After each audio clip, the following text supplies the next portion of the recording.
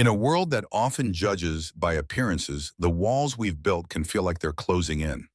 It's the kind of moment that jolts you awake like an electric shock coursing through your veins. Picture this Avalon Crest Hotel, a leading establishment known for its opulence. There I was standing before the reception desk, my heart pounding in the echo of my thoughts. I was the CEO of Miles& Associates, a company I'd built from the ground up. And yet here I was reduced to a punchline the moment the receptionist's eyes narrowed at my black card. "You're not serious, are you?" She scoffed petulantly, tapping on her keyboard as if computing the validity of my presence. I could see it in her posture, that sweet smugness, like she'd just discovered a dirty secret about me. In that instant, I felt exposure like never before, the raw sting of prejudice, igniting old wounds, dredging up memories I'd fought hard to bury. Growing up in Montgomery, Alabama, it wasn't the easiest start. My mother, fierce and unyielding, would always tell me to hold my head high. She taught me mental resilience, that people might knock you down, but you've got to be the one to get back up, no matter how many times it takes. And boy, did it take a lot. From shining shoes on street corners to witnessing discrimination at every turn, those moments shaped me into who I am today. Ah, young dreams to conquer the world. I had those too, but life doesn't hand out blueprints, does it? Instead, it handed me Mr. Chen, whose quiet wisdom opened the door to finance. He saw potential in a scrappy kid with ambition and guided me on a path that led from flipping goods to property investments. Each step was deliberate. Strategic, performed in the shadows, where I learned how to grow my money without becoming a target. By the time I hit my 70s, I'd built an empire across different sectors.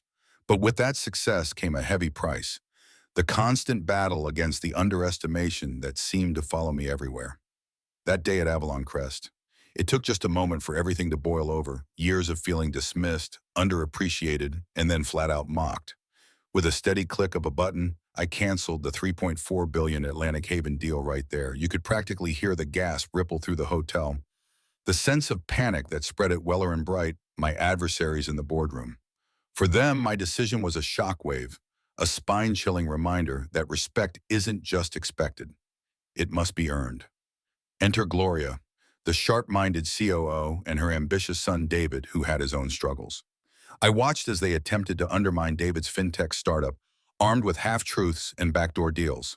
The warnings from former employees about Weller and Bright's unethical practices came flooding back, a crescendo of chaotic voices ringing in my ears. It felt bigger than any deal. It felt deeply personal, a clash against the kind of systemic bias I'd battled all my life.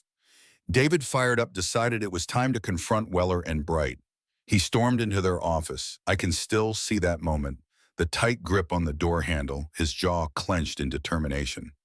"You think you can crush a dream just because it's inconvenient for you?"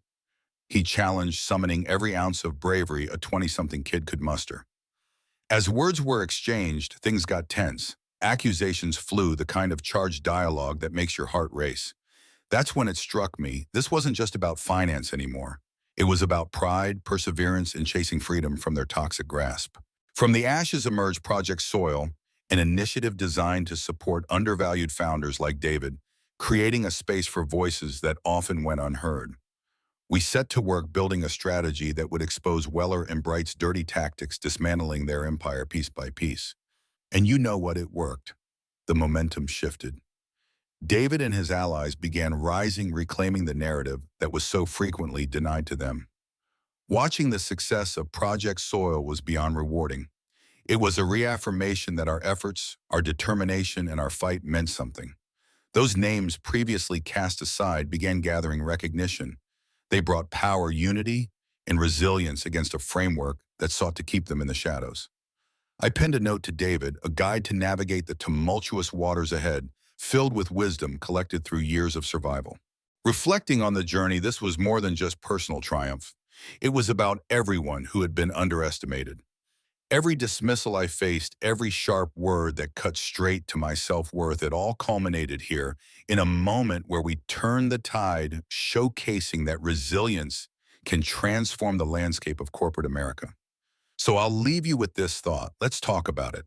Have you ever felt like you didn't belong? Like your worth was questioned simply because of who you are? Share your stories in the comments. It's time we shed light on those experiences, explore the nuances of right and wrong, and challenge the biases that still affect so many today.